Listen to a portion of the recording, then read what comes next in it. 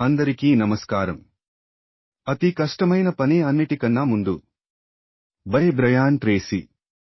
నా పేరు మొహమ్మద్. చాప్టర్ 2. ప్రతిరోజు ముందే ప్రణాళిక వేసుకోడి. ప్రణాళిక వేసుకోవటం అంటే భవిష్యత్తును వర్తమానంలోకి తేవటం. దానివల్ల దాని గురించి మీరు ఇప్పుడు ఏమన్నా చేయగలుగుతారు.